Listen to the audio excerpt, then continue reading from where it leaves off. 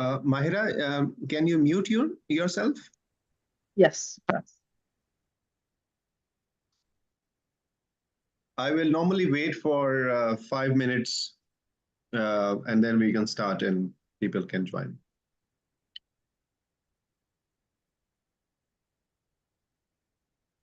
Okay, no problem. We're live on YouTube now. I'm back. Great. Can I share my screen? Shall we try? Yes, let's try. We will start in about 5 minutes time. Dr. Mustafa, is that okay with you? Okay, yeah. We are live on YouTube as well now.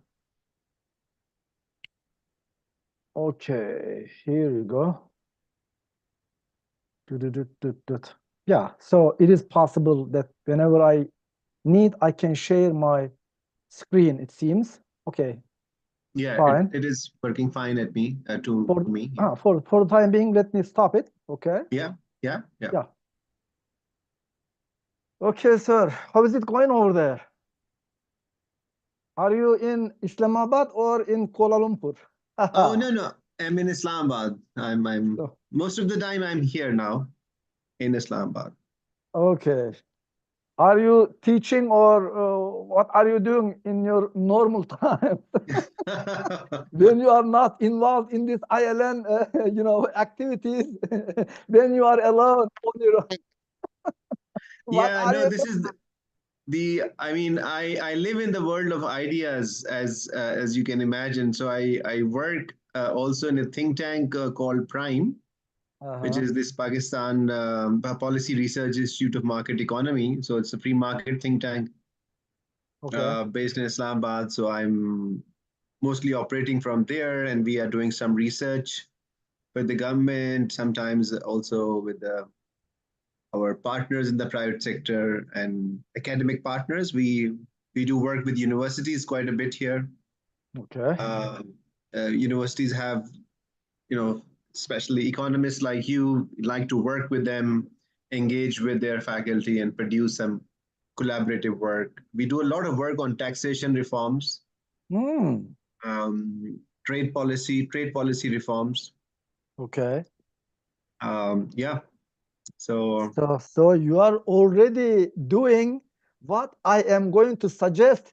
What can be done at the end of my presentation?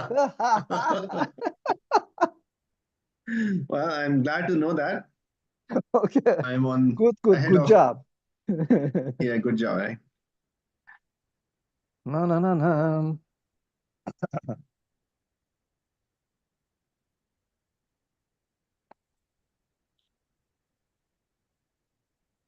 Is the semester ongoing for you right now? Yes. It's ongoing now. We had just the midterm exam week last week. I had some midterm examinations, and the last one will be tomorrow afternoon. Even on Saturdays, we have, midterm exams. And then next week, we will continue to the, regular classes. Okay.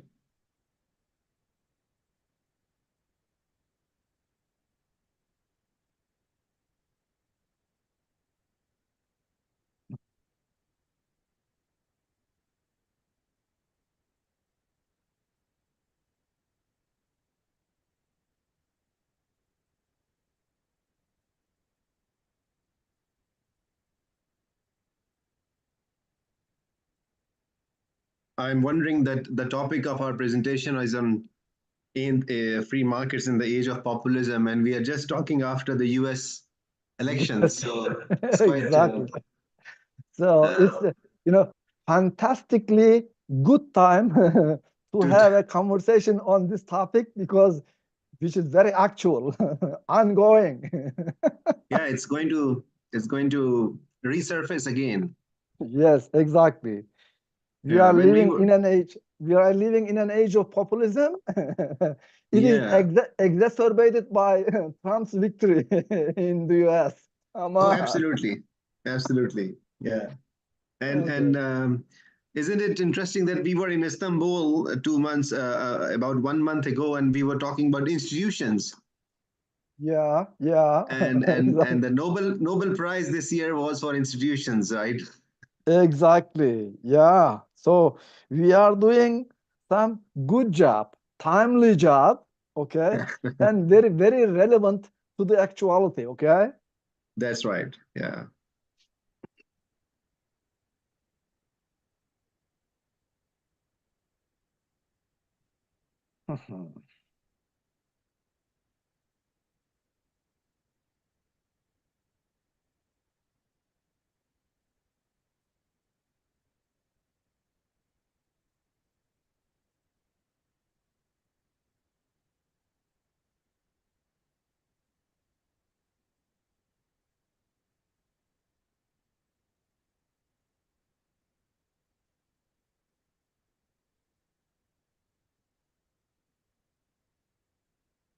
Shall we start? I think people will join, and Okay. few of them have joined, so we can start now Okay. Yeah, if fine. it's okay with you.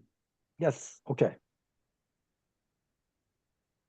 Right. Hello and assalamu alaikum, dear participants of webinar are arranged by Islam and Liberty Network. This is called Edraak webinar, which we do once in every month, in which we bring out issues of contemporary importance presented by scholars and fellows of ILN around the world. And this series is presented with support and in partnership with our friends and institutions. And this particular one is by, we also supported by the Atlas Network, Najmuddin Erbakan University in Konya, and SFL, Students for Liberty. And our esteemed guest speaker today is Dr. Mustafa Acar, a great scholar of economics based in Turkey, an economist affiliated with Najmuddin Erbakan University for many years, and an author of an astounding number of books, 42 books to his credit, including several important translations from English, particularly classics like The Wealth of Nations under his credit. So he has Mustafa Acar has played a very important role in spreading awareness about the ideas and principles of free markets.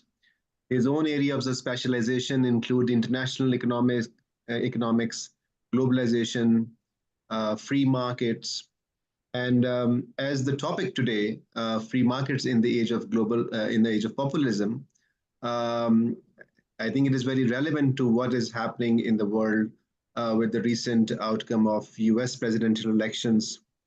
And we are going to listen to him, and we're going to have I think, very engaging discussion on this important topic, which will interest all of us. So the format would be such that we will invite Dr. Mustafa to present first his ideas. And after his presentation, then I will engage in discussion, but I'll be very happy to have inputs and comments and questions from the audience of this webinar as well. Dr. Mustafa, can I now request to start your presentation? And thank you so much again for joining us. Sure. You're welcome, sir. Assalamu alaikum wa rahmatullahi wa barakatuh. First of all, Dr. Salman, I am happy to be with you to speak to your audience, to our friends all over the world on a timely, very timely topic. So thank you for inviting me to speak on the fourth Edraak seminar of ILN, a platform that I actually take it very seriously.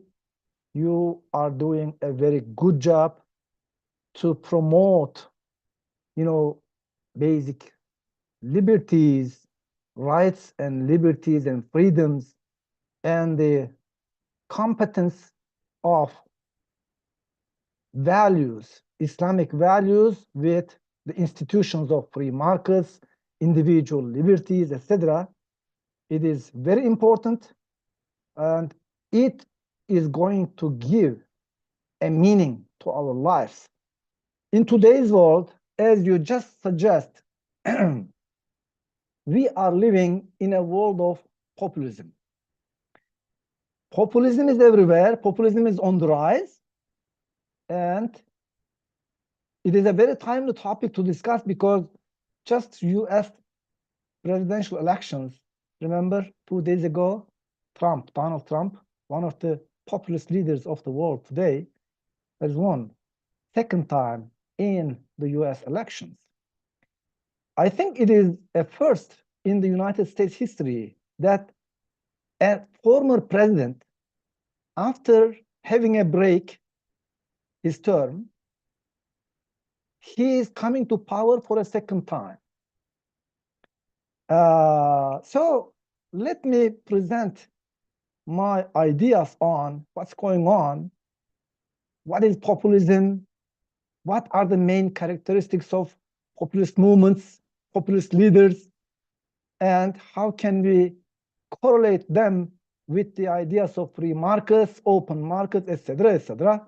Okay, let me share my screen, which I prepared for this conversation, if I can. Yes. Okay. Can you see it? Okay. Yes, we can see it. Yes.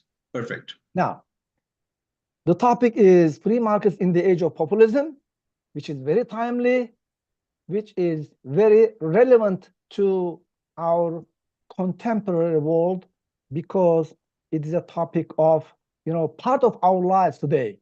So in the context of today's presentation, I would like to, first of all, say a few words on why is it an important topic, why we should give some thought on this, free markets in the age of populism. Okay. What is populism? I am going to say a few words on that. And I am going to say a few words on free markets or pillars of a free market economy and implications of populism on free markets. What are the implications, main, implications of populist leaders and populist political movements on free markets, on open markets, okay? In that regard, we have to deal with a little bit on the arguments for free trade versus arguments against free trade, or arguments for protectionism and arguments against protectionism. And then later on, I am going to deal with a little about populism and economic globalization, populism and state intervention, and the future of free markets in a populist world. What kind of a world are we expecting in such a world where populist movements are gaining power, coming to power everywhere? Populism is on the rise. And in the end, I will share my ideas on what can be done as people, intellectuals, educated people, academics, researchers, non-governmental organizations, activists, okay? What can be done under these circumstances regarding populism versus free markets or open markets? Okay, we have already touched upon the importance of this topic because now, my dear friends all over the world, by the way, thank you for sharing your time from different countries at this hour. In Turkey, it is 2 p.m. In the afternoon. In Kuala Lumpur time, it is, I think, 7 p.m. At night, and different time zones all over the world. Okay. Thank you for sharing your time with us at this hour. Now, we are living in a populist world. It is very important. It is very hot. Right now, populism is on the rise everywhere, in every continent. Okay, populist leaders are gaining power. They are winning elections. They are coming to power. Just 2 days ago, US had a presidential elections, and Donald Trump, which is one of the most famous populist leaders in the world today, has won the elections of the most powerful nation or the largest economy in the world. So if United States were just an ordinary, developing country, we wouldn't be, ascribing too much importance for that. But this is United States. It's a superpower. It has a dominance over world politics, over the critical regional as well as international strategic issues, and it has the technology, the military power, and the economic and political power all over the world on very different issues. So we have to take it seriously, because there will be implications of these elections and the new populist policies of the United States, not only on the United States internally, but all over the world as well. There are populist leaders in Latin America. There are populist leaders in Europe, populist governments, as well as in Turkey. Turkey has been ruled for more than 2 decades now by a populist political movement and populist political leader. Right. So it has important implications on our daily lives. So the rise of populism all over the world, in Europe, in the United States, Latin America, in Asia, in Turkey, etc., it has very important implications on our daily lives. On what? Like what? It will have some implications on free markets, open borders, economic policies, free trade versus protectionism, government intervention to the economy, how frequent, how strict, how large are they? Government intervention. And inflation. We have been going through an inflationary process all over the world, especially in some countries like Turkey. So, in other words, my friends, let me take an excerpt from, I think, an ancient Greek philosopher. He was saying in a conversation, "Why are you laughing? I am telling your story," he said. Okay, so this is, if you think, why are we talking about this topic? Come on, there are a lot of other topics to talk about, to give a thought on. Why are we paying attention to this? Because it is very timely, it is very hot, it is going to have, and it has been actually posing important implications on our daily lives. So it is partly our own story, guys, we are talking today. So let's continue. What is populism? Populism, populist movement, etc. What is that? So generally speaking, one can say populism refers to political movements that claim to represent the people. Okay.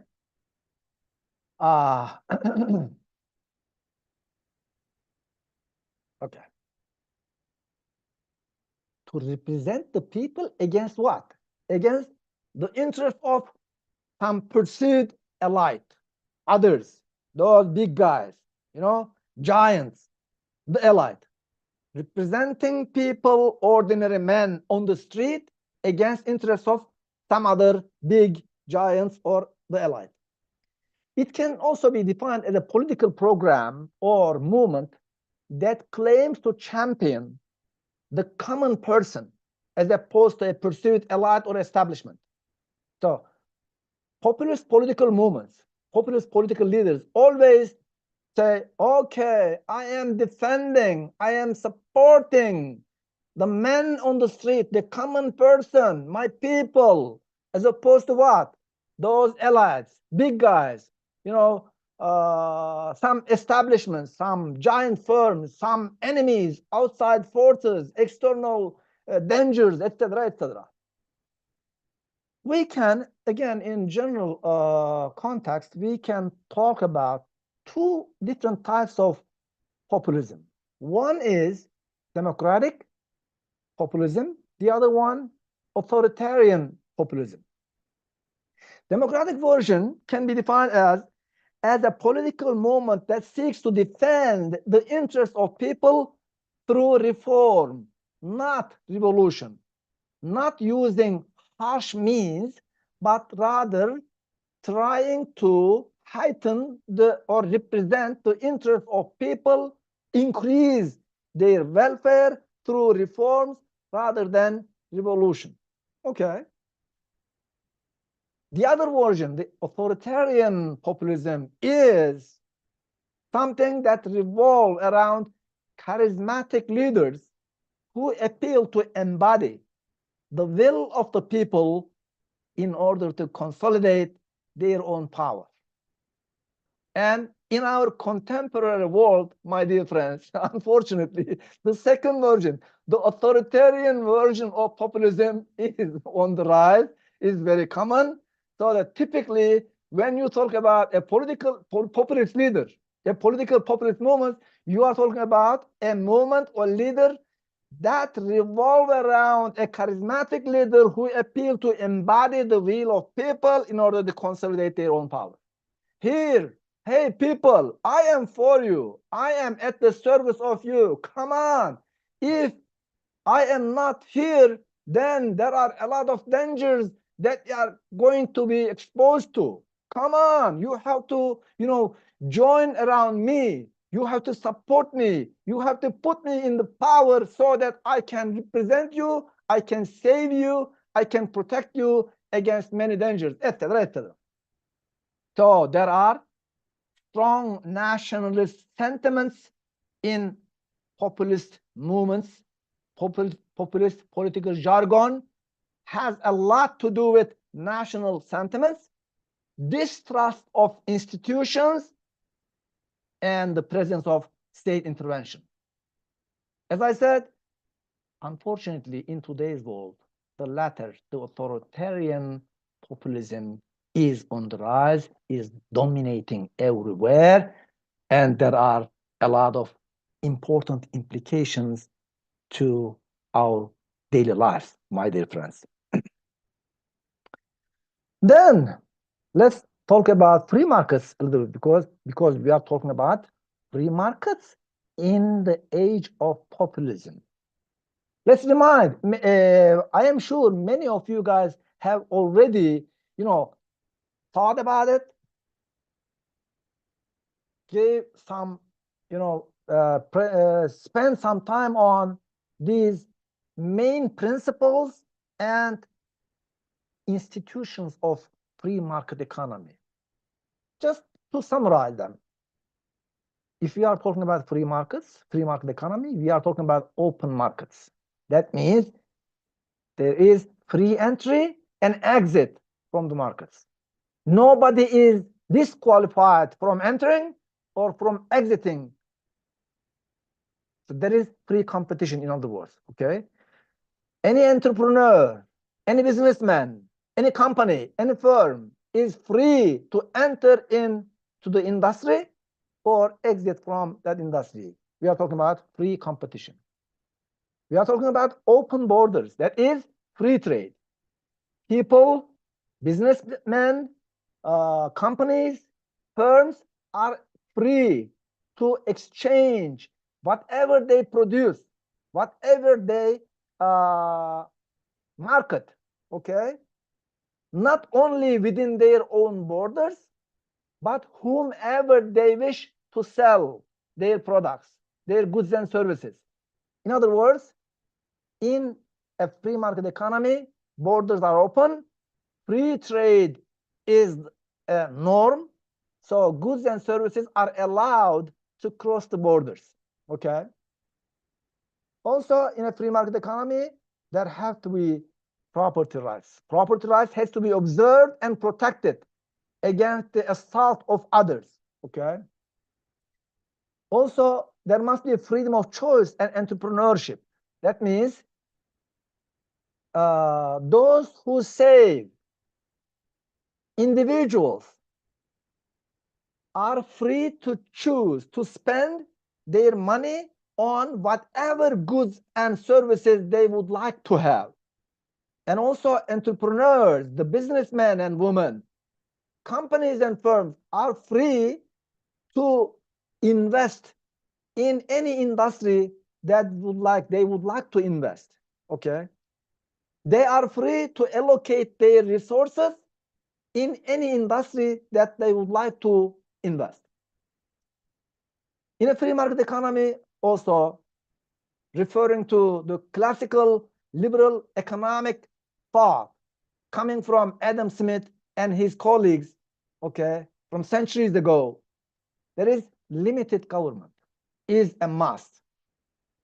So the free market economy prefers no intervention or intervention, government intervention at a minimal level. So they say the best government is the least government. That is, the best government is the one who intervene in the markets at a minimal level. No intervention is the best situation. So if there is no intervention, if the borders are open, if markets are open, if there is free competition, if there are property rights are protected, if there is freedom of choice and entrepreneurship, prices of goods and services will be determined by free interaction of market forces, that is demand and supply. Producers and consumers meet at the marketplace, they negotiate, and the prices are determined as a result of demand and supply. So this is basically what we understand from free markets and main pillars of a free market economy. Okay, now let's combine the two. Populism on one side, free markets on the other side. So what would be the implications of populism on free markets? We would say, unfortunately, negative. The implications of populist movements, populist political movements on free markets is not positive, is not encouraging. Just the opposite, it is negative, it is discouraging. Because populist political movements, populist political leaders seek after higher and frequent government intervention to the market. They argue for protectionism, protecting the local domestic industries against foreign competition. Okay, so there are heavy, frequent, and high levels of regulations everywhere. Daily regulations increased every day almost. There are strong nationalist sentiments, okay, and there is some sort of distrust of institutions. In a populist movement, as I said, almost everything revolves around a charismatic, powerful leader, and he or she decides what's going on, what is going to be done tomorrow, rather than institutions, rather than rules and regulations. They arbitrarily decide, okay, today we are going to do such and such and such. And nobody can be sure about what is going to be the situation after a week, after a month, within 2 months. So there are arbitrary decisions, hence lower predictability. We cannot predict what is going to happen 2 months from now, 6 months from now. Who is going to be governing the central bank, for instance, a very critical, economic institution all over the world in a contemporary world? We cannot be sure who is going to be governing central bank, or who is going to be doing such and such heavy, important, critical responsibilities within a few weeks. That means when there is populism, when there is powerful populist movements and populist political leaders, unfortunately, there is some sort of distrust of institutions, weakening the institutions and putting the personality of the charismatic leader in front, and his arbitrary decisions, which leads to unavoidably, unfortunately, lower predictability. So An age of populism means, unfortunately, an age of unpredictability, my dear friends. Unpredictability means risk, higher risk.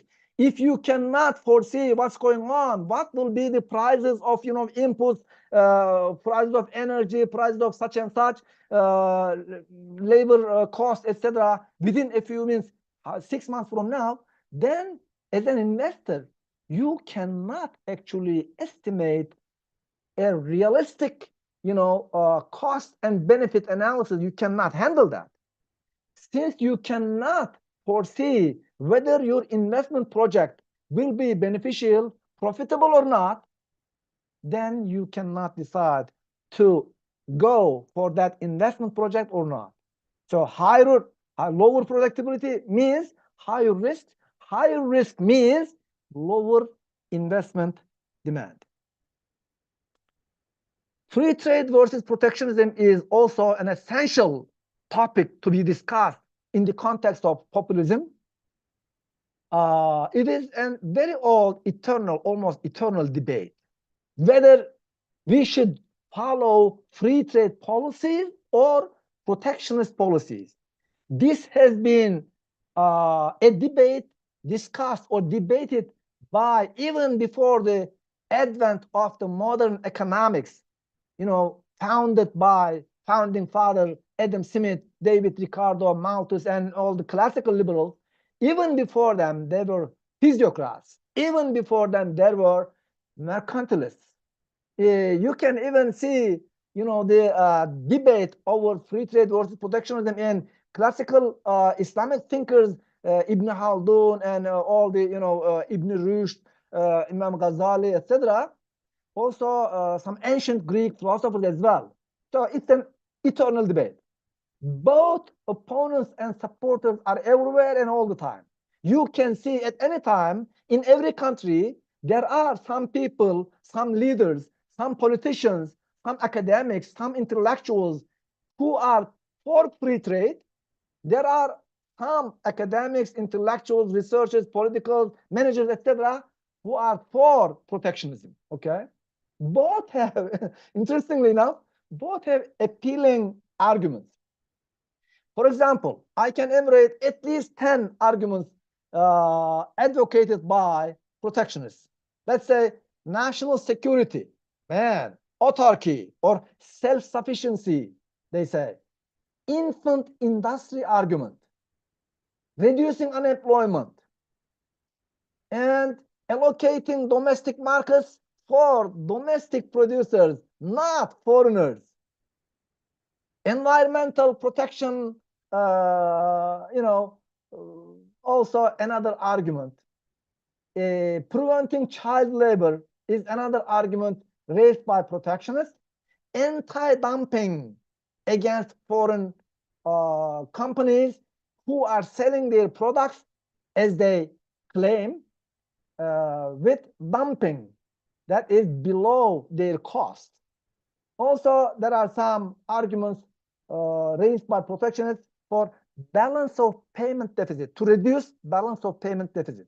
In other words, there are so many arguments raised by protectionists everywhere, at every country and all the time, which would sound appealing at a first glance.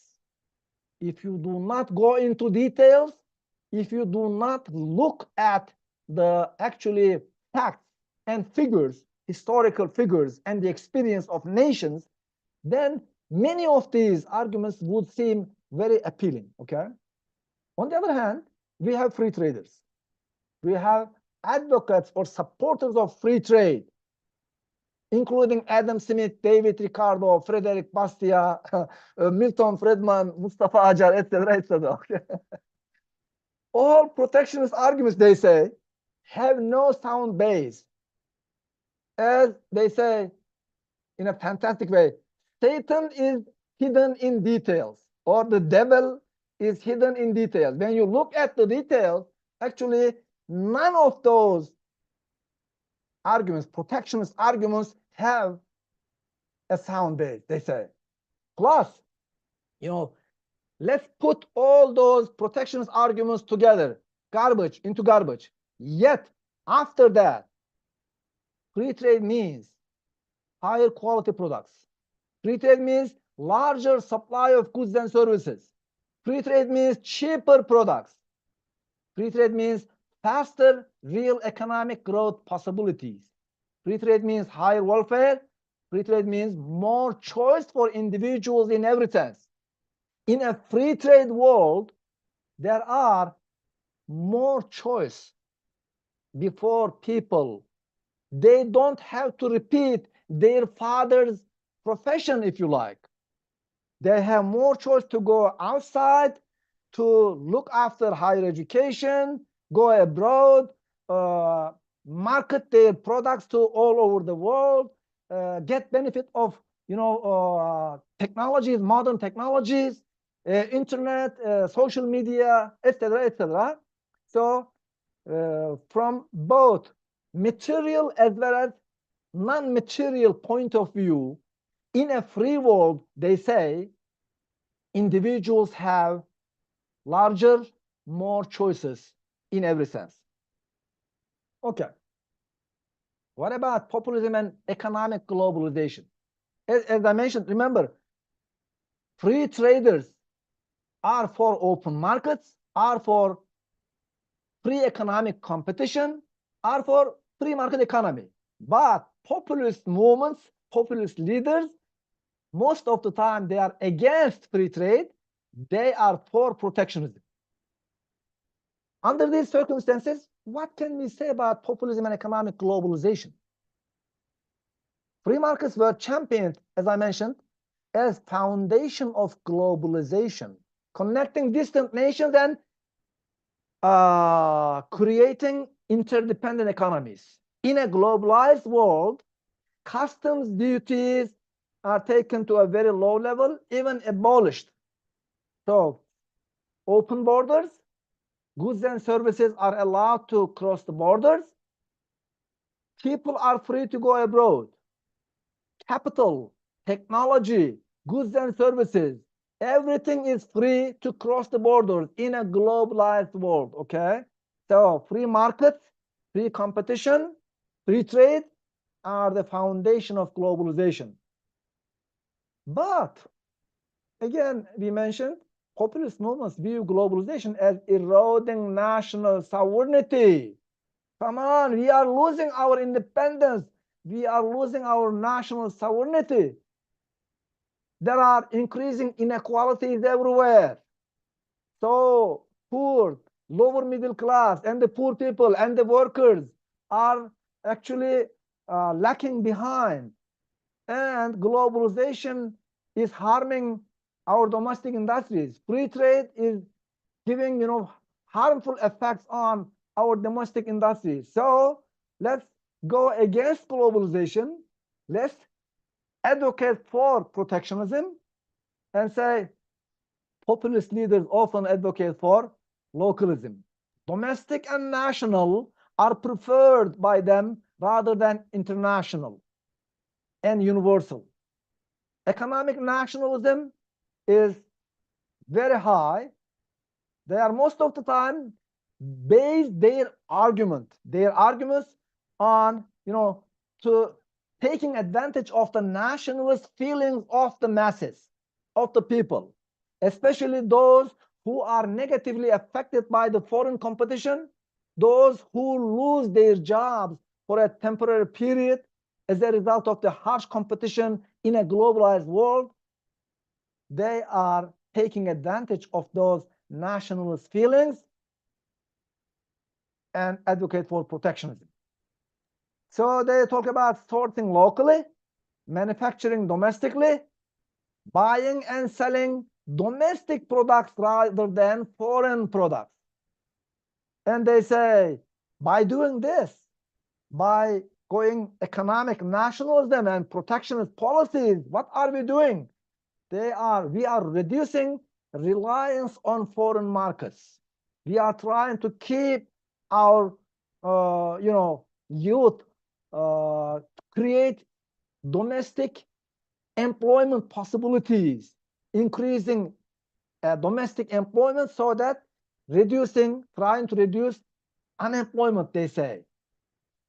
So you can see a lot of arguments by populist leaders to advocate for protectionism, against globalization, against free trade economy. Okay? Populism and state intervention. Free market economic system advocates, as you know, guys, for limited government and minimal intervention. Dr. Mustafa? Yes, sir? Sorry for interruption. You can like to conclude like in next 5 minutes or so, or 10 minutes? How would you plan? Okay. 10 minutes, I think we can finish that. Thank you. Okay. Free market economic system advocates for limited government and minimal intervention.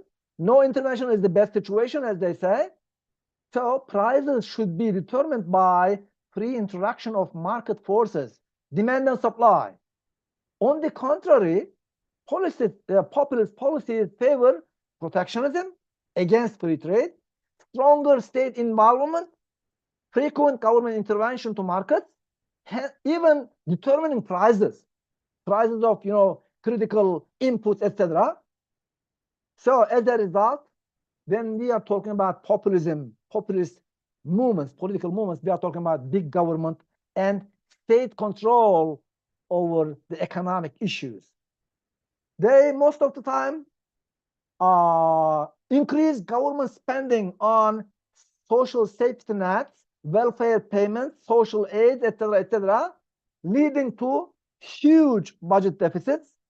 And when you have budget deficit, there are only 3 ways to finance them. So I will leave it to our conversation time regarding, how can we finance our budget deficit and what would be the unintended negative consequences of those using those instruments. Okay, let's try to wrap up the future of free markets in a populist world. Okay, so last 2 slides, Ali.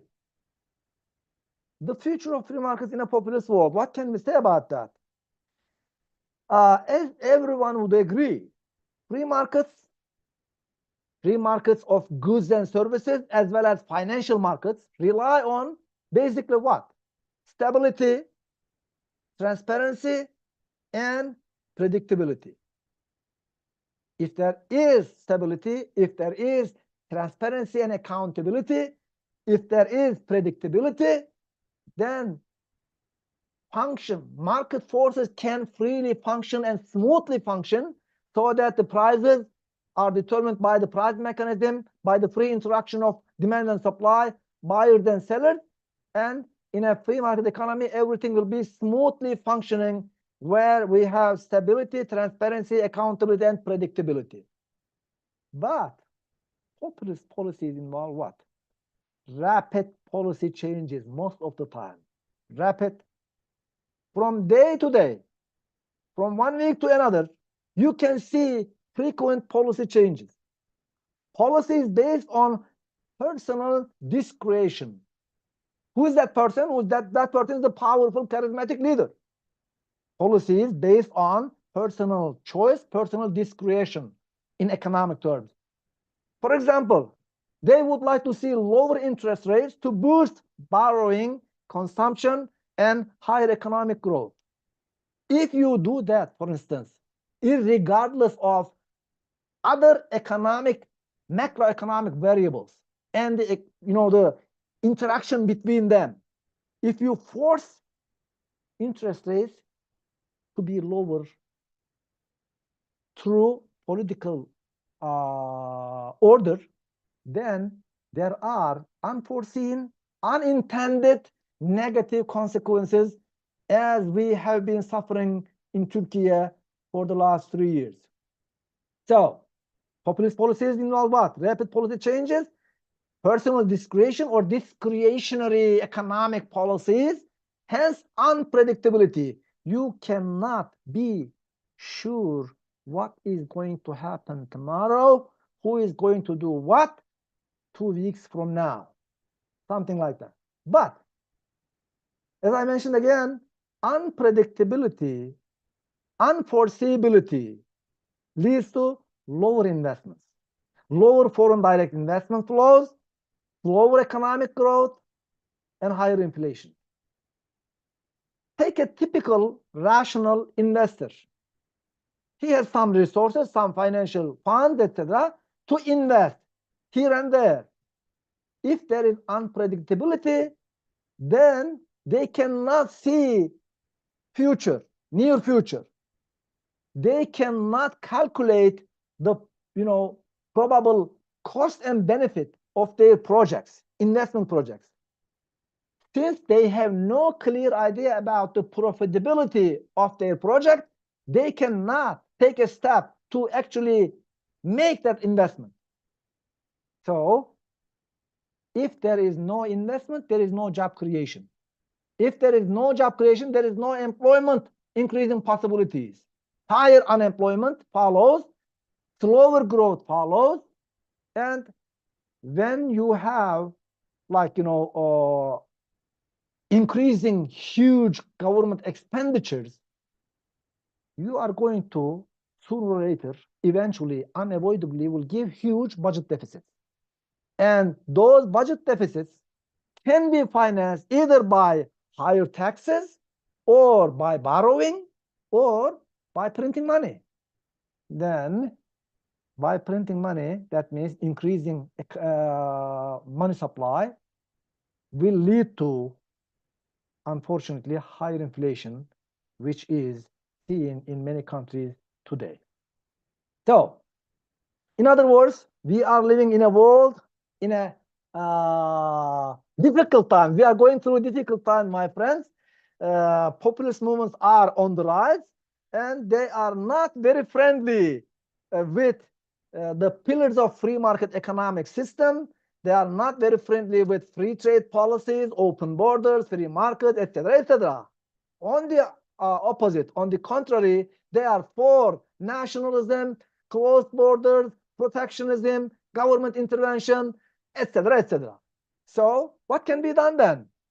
This is the last slide. Okay, despite a lot of challenges by populism and populist political movements, free market principles remain deeply in many economies. Now, in a globalized, we are living in a globalized world where many economies, many countries are actually integrated. Economic integration is a fact of our world, right? There are multinational corporations. There are businessmen. There are companies. There are investors who would like to actually use some of their funds, their investment projects to go abroad and get advantage of, cheaper labor or cheaper input or sources, etc., etc. So they would like to market their products all over the world rather than just local markets. So in other words, free trade, open markets, free market principles have been actually 250 years of experience. And we can say those principles remain deeply in many economies, even though not all. Everyone should take, in my opinion, a responsibility and do his or her own part in such a world. We are actually exposed to certain challenges coming from rising populism and populist political movements, populist political leaders, etc. But we should not keep silent. We should not disregard what's going on. We should not close our eyes and ears about what's going on in the world, in our country, in our locality, etc. So open markets, competition, free trade, free entrepreneurship are better for wealth creation, new technologies, employment creation, higher welfare, and higher life standards. These are well documented by many empirical studies. So our countries, the experience of humanity in the last century, if you like, or 250 years, or for the last 500 years, or after the advent of free market capitalism, if you like, right? you can well document that actually open markets, open borders, free trade, competition, free entrepreneurship are better for wealth creation, for increasing the life standards, employment creation, etc. So one possible, okay, but you would say, yes, but it's our reality that populist political movements and charismatic populist leaders are on the rise all over the world. What can be done? What can we do?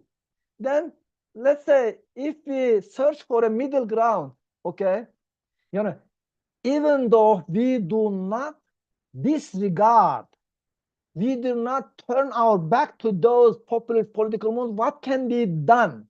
I would say one possible approach to reconcile populist concerns with free market principles, we can focus on inclusive, entrepreneurial, free market capitalism and economic integration, if you like, because when we talk about free market capitalism or entrepreneurial capitalism, my dear friends, this is one book that I recently translated, written by Dong Yun Park,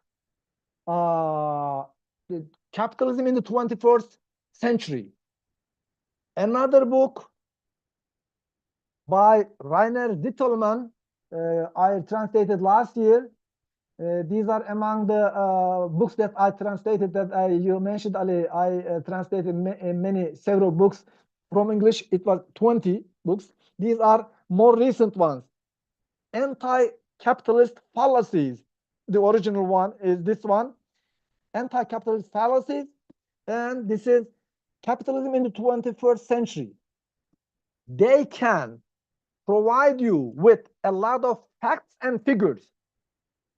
How entrepreneurial capitalism, how free markets, how free trade can create higher life standards, higher volume of employment, lower level of unemployment, and higher earning possibilities, etc. So we can, as academics, as civil society activists, as well as researchers, we can actually focus working on also promoting these ideas that open borders are better than closed borders, free trade is better than protectionism, being universal is better than nationalist, okay, and less government intervention is better than more government intervention. Predictability is better than uncertainty.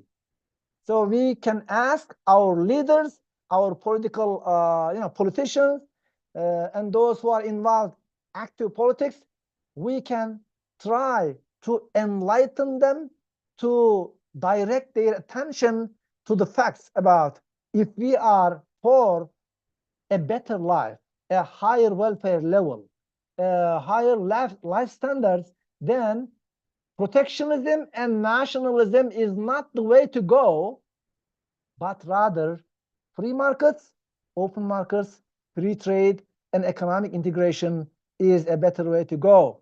So let me stop here and thank you for listening patiently.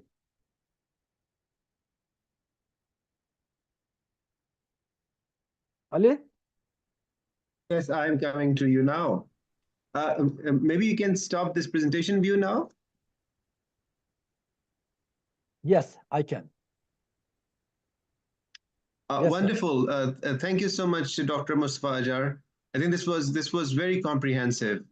And I like the fact that how you linked both free market principles and the principles of populism. And then you showed the implication of populism in the economy, in the economic sphere. And you showed clearly the differences in the free market approach and a populist approach. And I'm sure there will be a lot of interest in this discussion. One of the very first questions we have, I also have a couple of questions, but I'll refer to the participants first.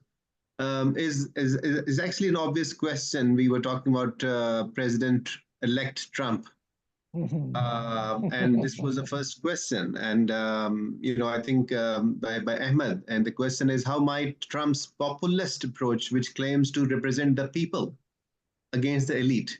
So these are the words which you use in your presentation. Someone was listening very keenly. Shape his economic policies during his next term. Would you like to answer that? Yeah, this is a good question. Thank you for asking. Uh, it's like, in Turkish, there is an interesting phrase. Bu ne yaman çelişki anne. How fantastic a contradiction is this, my mom? They say, okay. Trump himself is a billionaire, okay? It's a it's a big guy. He has a lot of companies, firms, etc., etc. He's a billionaire. He's a very rich man. Yet he claims to be the representative of the men on the street. Come on. He actually uses a rhetorical arguments to take advantage of the fears and the anxieties of the men on the street, the lower middle class people, some black Americans, etc., who are, and also those who are actually opposed to foreign competition from Chinese cheaper products. He is actually using these arguments to be like, I will be your representative. I am going to protect you from the foreign competition, cheaper and low quality Chinese products, etc. So on one side, the local domestic American companies would support him. Okay, he are going to implement. He's going to implement protectionist policies. That means we are going to have better possibilities to sell more products within the United States market. On the other hand, those who the lower middle class people, men on the street working on the factories, like workers, laborers. When we implement protectionist policies against Chinese competition from Chinese products, from outside competition, that means there will be higher demand for our own products.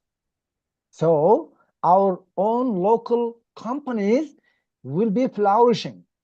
So they will demand more jobs, more laborers.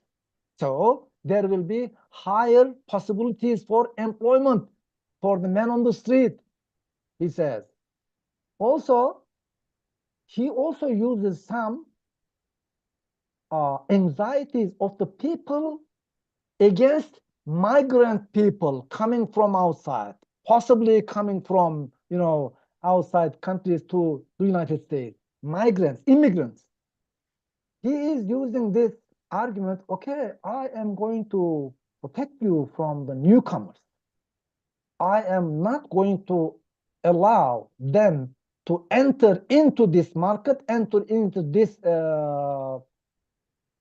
country, so that there will be more chance for you to get employed. Because otherwise, when we allow migrants freely from all over the world, then they will be stealing your job, they say. So these are the fears or the anxieties of some of the people, men on the street, who actually not in a comfortable situation in a world of free competition, free flow of goods and services, free flow of laborers, right?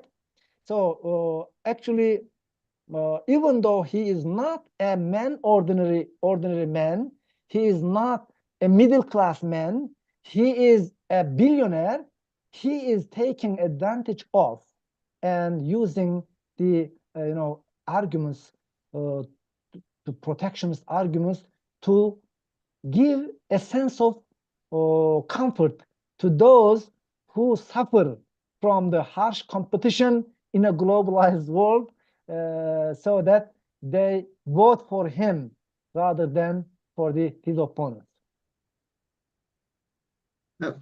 Thank you. There's another question. Well, Mustafa Raji asked the same question, but then he also asked another question, and that is about the Chinese products. The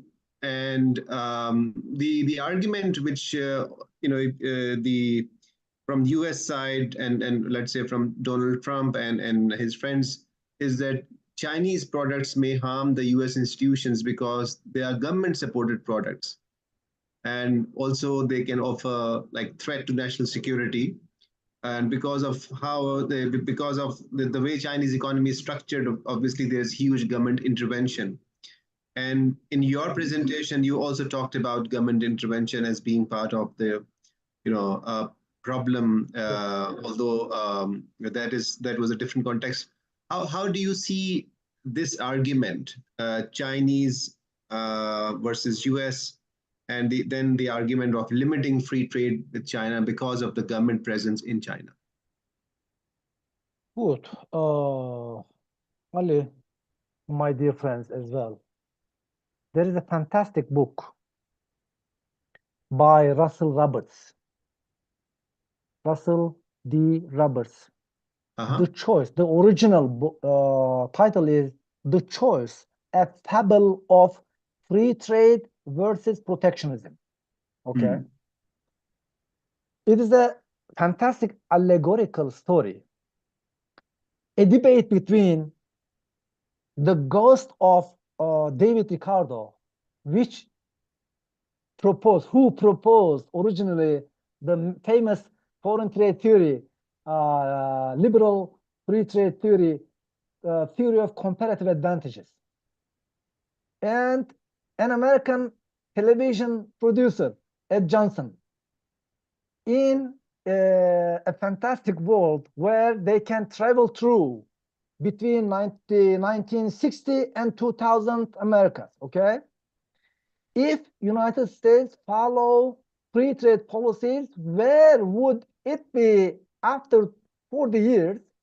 And if it follows protectionist policies, where would that road take you in 40 years?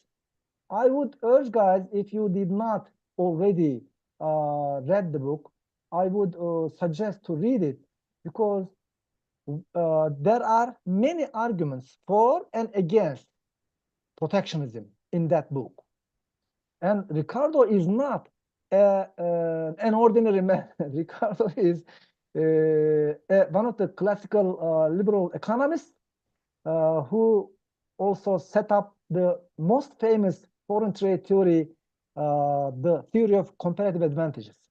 He actually proved that even though a country might have absolute advantages on both products, let's say, in a world of two goods and two countries, even if a country has absolute advantages on both products, there is still a possibility for profitable trade and increasing welfare of both countries.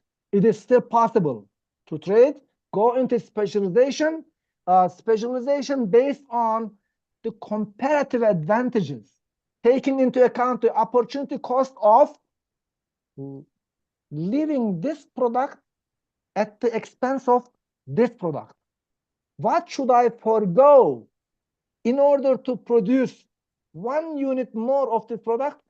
How much should I forego? Take that calculation and find the area in which you have comparative advantages, and you will realize actually there will be a world, both total production will be higher in a specialized free trade world, both production will be higher and consumption will be higher. Hence, both countries will benefit from free trade. He proved this some 220 years ago at the beginning of 19th century in the 1820s. Okay. Now,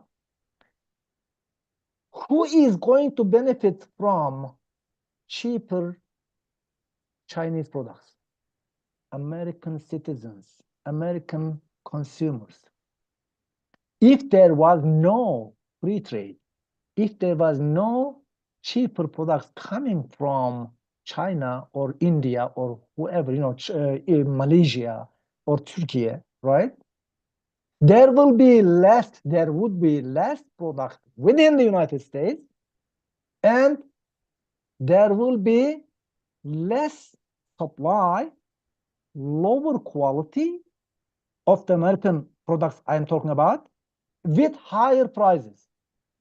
So, the manufacturing industry, remember textile industries, Bangladesh is exporting, one of the major Asian countries who is actually earning a lot of export earnings from exports, textile exports. Who is going to benefit from those cheaper Bangladeshi textile products? American and Europeans. So, in other words, even though some American companies would suffer from the competition and cheaper products coming from China, there will be millions and tens of millions of American consumers who are going to benefit from being able to get of those cheaper products. So please do not fall into trap exploited our nationalist feelings by populist leaders. They are actually trying to protect the interest of the local domestic producers, a few local domestic producers, by advocating, protectionist policies, but leaving millions of consumers on their own. So, yes, there will be some losers when there is free competition coming from outside, be it China or India or Malaysia or Turkey or wherever. There will be some who suffer from those cheaper products. Yes, but there will be millions, even tens of millions, even hundreds of millions of people who are going to benefit, who are going to, raise their living standards with that, thanks to being able to purchase more higher quality, more variability of goods and services. Yeah, thank you. I think this is you have elaborated it quite comprehensively, and in that way, you have already answered the next question, which was a follow-up comment by Nadeem Server about how do you see this? And I think the consumer advantage is your answer, and how even the cheaper products from China is going to help expand choices for consumers, improving living standards. So that's your answer. I want. Sorry, Ali. Let me add one point. Yes. China, yes, there is many Chinese companies are related with directly or indirectly with Chinese government. Yes, remember, China is on the paper still a communist country, right? Right. Managed or ruled by Chinese Communist Party, but as underlined very fantastically and very clearly by Dong-Yun Park. He is an Asian. He's a Korean, who had his PhD in University of California at Los Angeles, UCLA, in the United States. Now he is working in Asian Development Bank in the Philippines. He's an Asian man. He is observing what's going on all over the world. What kind of capitalism are we facing in China, in Europe, in Scandinavian countries, and the United States as well? He says, okay, millions, hundreds of millions of people were raised out of poverty in China, not thanks to state intervention, not thanks to communist central planning policies, but rather entrepreneurs, Chinese entrepreneurs and entrepreneurial capitalism and free trade of China with the outside world. Accepting the rules and regulations standards by the WTO, getting into the world markets, and then allowing the foreign direct investments of coming from our United States and the Western European countries in China, Shanghai, and in many other Chinese countries, cities. So through that, not because of the central planning and communist protectionist policies, but rather entrepreneurial capitalism and free trade policies in China implemented after the death of the leader of, founding leader of China, Mao. After he passed away in late 1970s by, very smart guy, Xiaoping, actually changed the policies of China, and China became very integrated with the world economy. And through that policies, free trade policies, open border policies, allowing foreign direct investment into China and exporting Chinese products to all over the world, made Chinese people get out of the poverty level. Thank you. Let me just take you to the next two questions. First of all, also there is a request by participants if you could write the names of the books you have mentioned in the chat box, and they can, reference it. Okay. The question takes us back to the history, also in the special context of Muslim culture or Muslim majority countries by Fida Rahman. And I think this is also reflective of Mustafa, your own past work, especially in the evolution of the Ahl Rai and Ahl Hadith. One of your very fantastic essays which you wrote in the book, the free society, the principles of free society, the Islamic principles of free society. Remember, the question is, how can the libertarian values regarding markets be introduced and promoted in Muslim majority countries, especially those who have remained colonized? Is there any feasible model of economic reformation that is deeply embedded in the indigenous wisdom rather than being labeled as Western in order to have larger acceptance? So that's the question, really. How would you like to answer that? Ali, can you just briefly rephrase the second question again, please? Yes, sure. So in the Muslim majority countries, there might be resistance to these economic ideas, like they might be perceived as Western ideas, free market ideas. So would you like to propose something which is more acceptable to local wisdom? This is according to the participant we have, Mr. Fida. Okay. Good question. Thank you for raising, guys. Those are very fantastic, good questions. Let me direct you to your attention to one, my article, as you mentioned, Ali, like reason versus tradition. Yes. Free will versus qadar or fate. Yes. Okay. I think it's an important topic to discuss. My dear friends, let's put it very openly, clearly. Freedom, free trade, open markets. Individual rights and liberties are not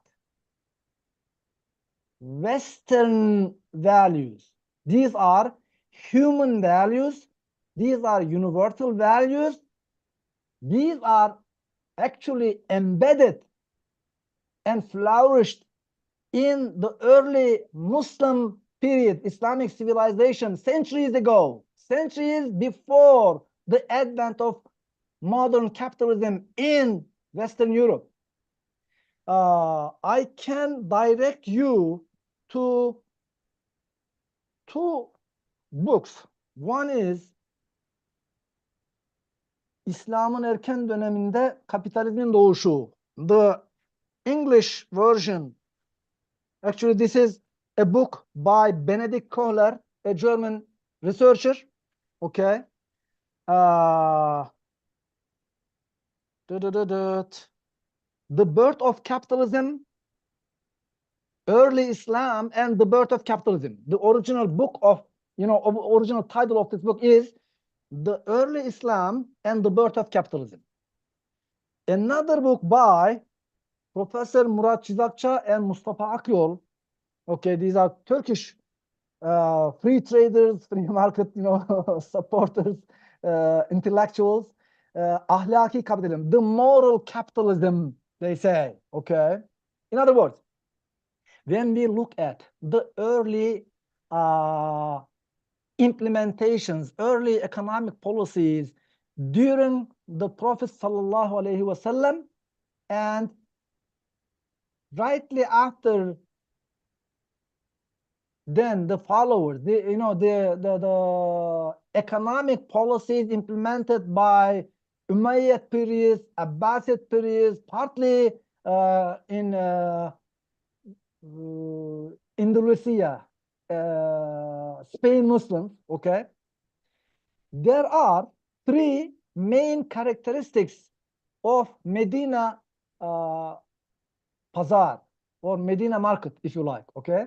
The first thing, when Prophet ﷺ migrated from Mecca to Medina, the first thing he did, one of the first things he did is to set up a market in Medina. Number one.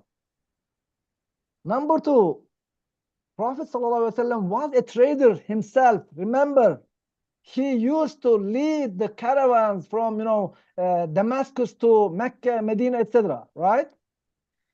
There were three basic characteristics of Medina Bazaar. One, it was set up on a flat area. Flat area means transparency. You can see everyone, all products, what's going on. There is no, I'll say, hidden things over there. It's transparent. It's can be seen everywhere. You can see the products. So it's a flat area. Second, when they asked, some of the Sahaba asked Prophet ﷺ to fix the prices, they said, Ya Rasulullah, prices went up, huge. So we are suffering from that.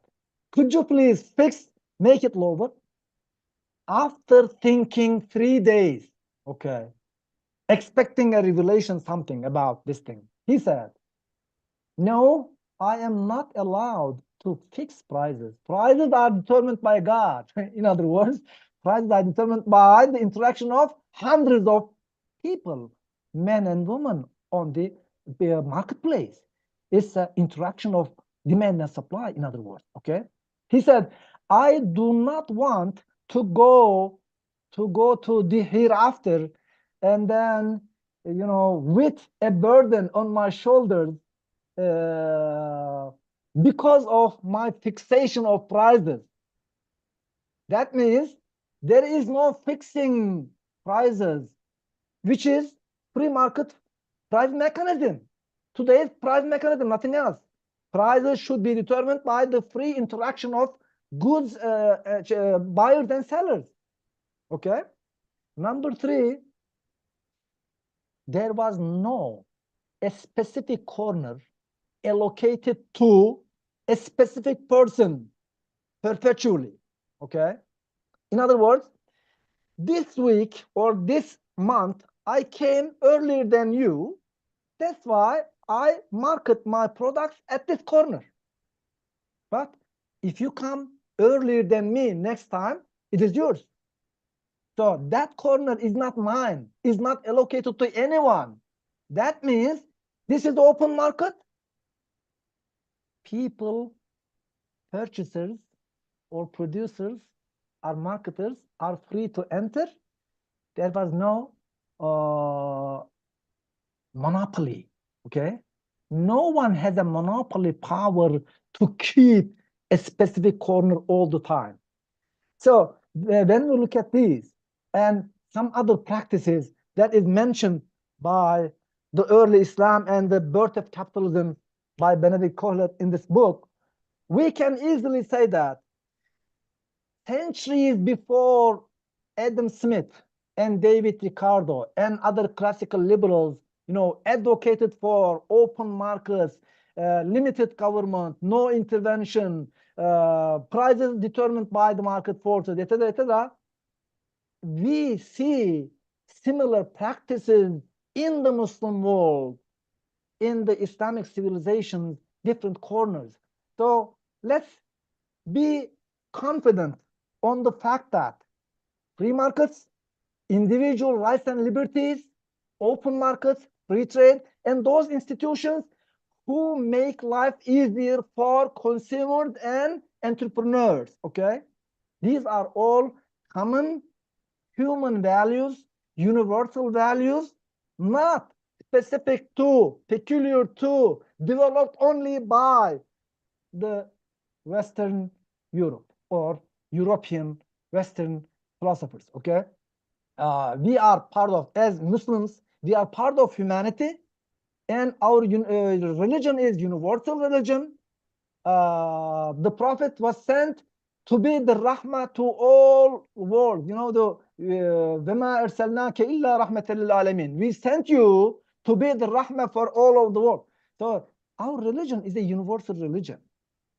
So think broadly and say, okay, there are values, universal values, which we should accept, which we should internalize, and we should advocate for.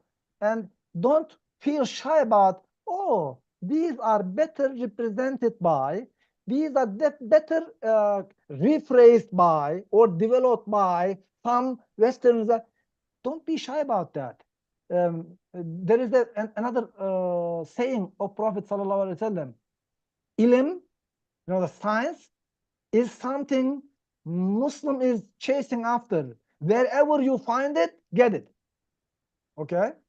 So science and the scientific facts is common values, common treasury of humanity, not peculiar to West or East or South or North.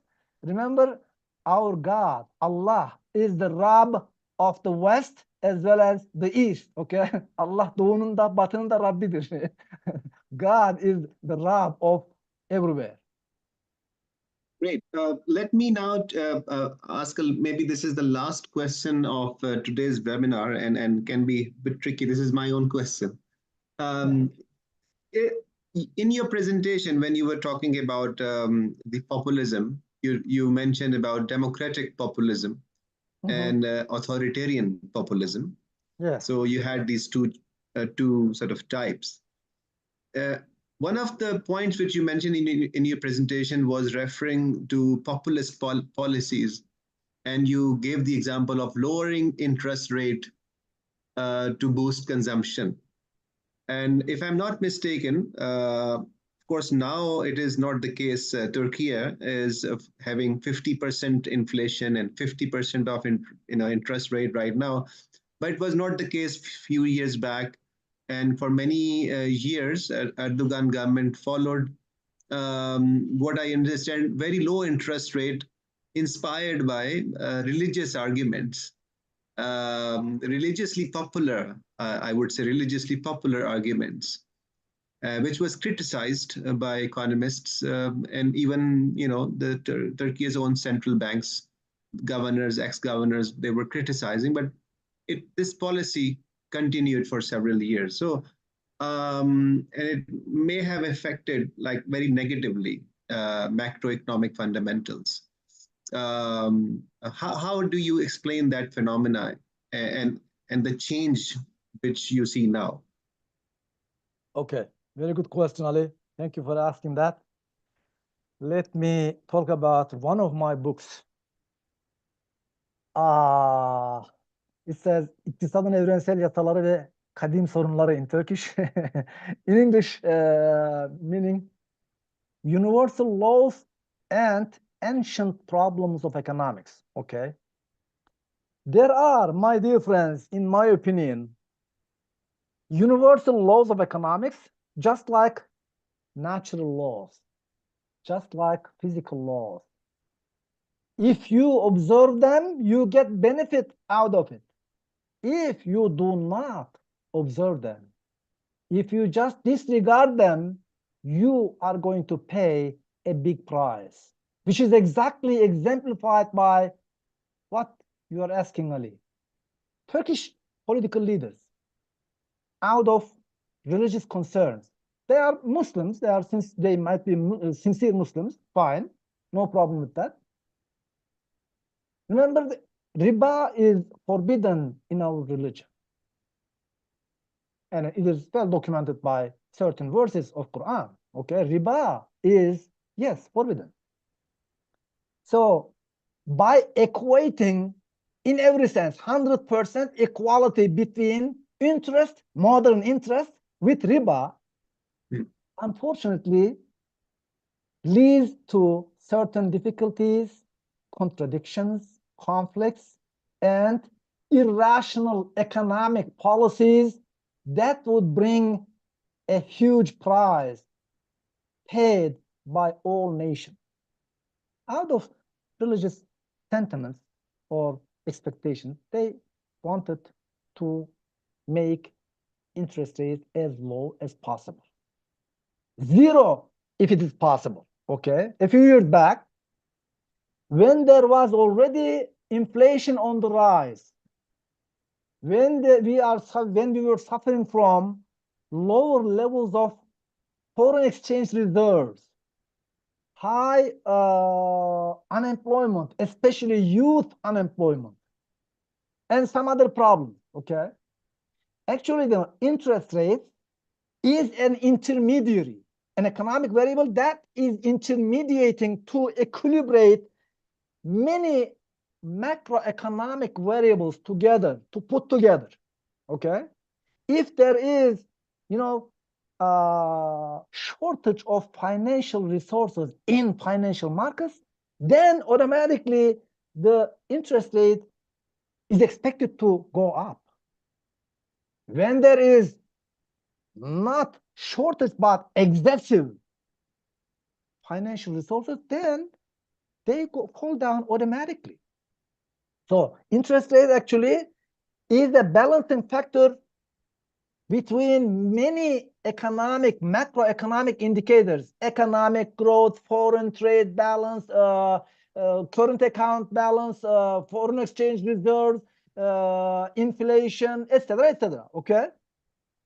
If you disregard this and say, okay, I am ordering central bank to reduce interest so that I'm expecting to boost consumption, to boost, how do you say, financial expansion in the credit markets. When interest rate is low, then the money is cheaper.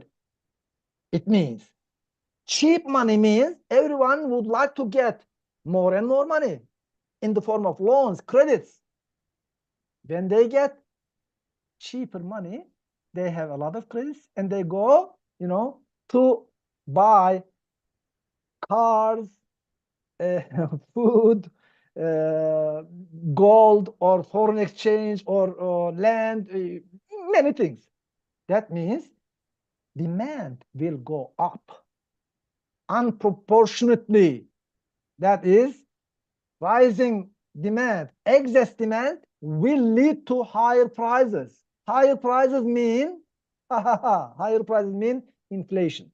Okay. So even though our macroeconomic conditions were not suitable to falling interest rates, political authority should try to lower interest rates through political order, political pressure on central bank. What happened?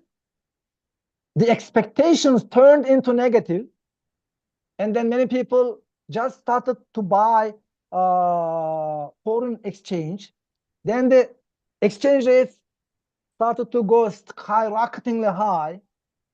So they had to put another instrument, which we call in Turkish kur korumalı mevduat.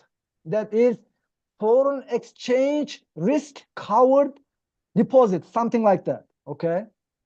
And then it brought a huge cost on the treasury first, and then central bank, eventually in the form of higher inflation paid by all nations.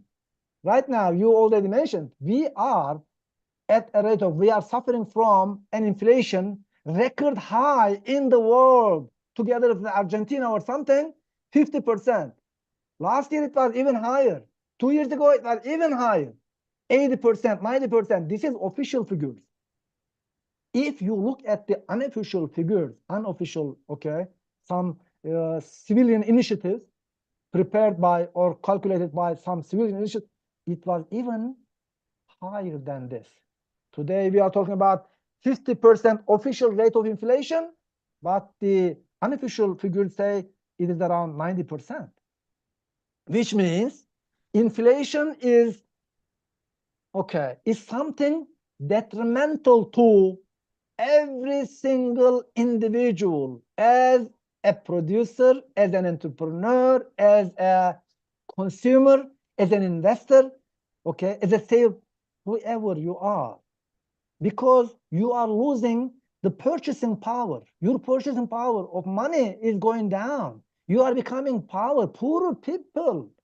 So high inflation is something that we are suffering from in recent years out of some irrational, unorthodox, meaningless policies dictated by the political leadership. And they, in the end, they realized that actually that was not a good way to go, since the local elections results a year ago. Then they had to stop those policies, irrational policies, and they appointed a Ministry of Finance. Actually, some time ago, he was at the same duty, but somehow he was excluded from the government for some reasons, right?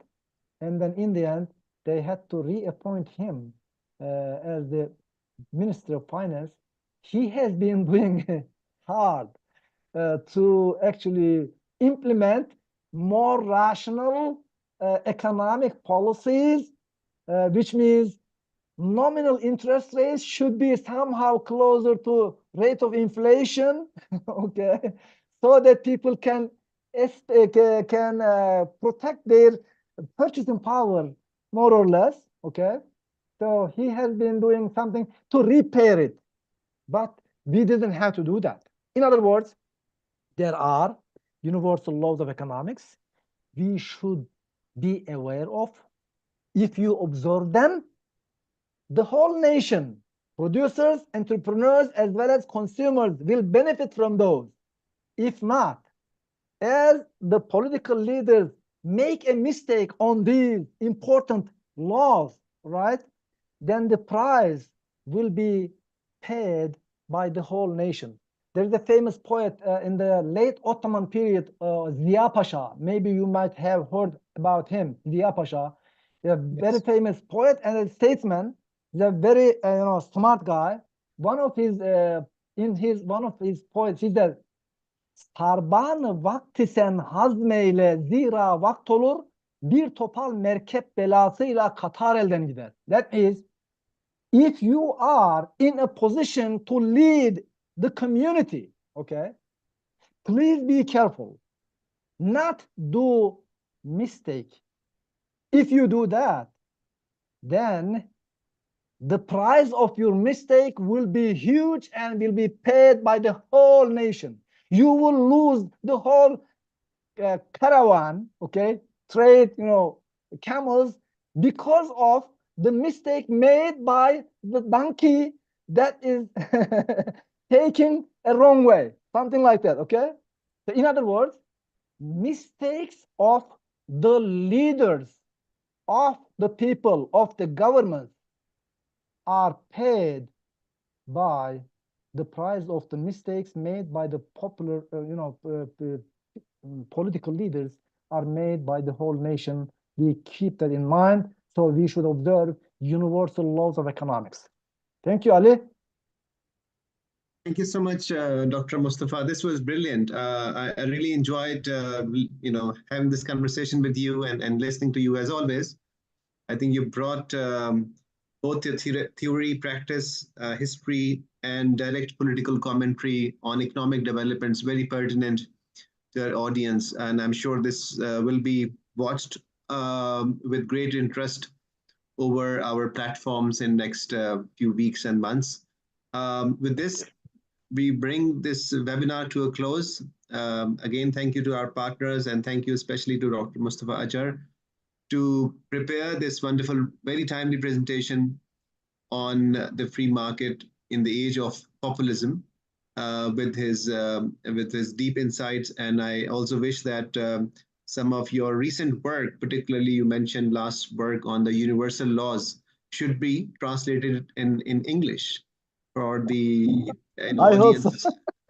Someone can do it, I hope, for the benefit of many others.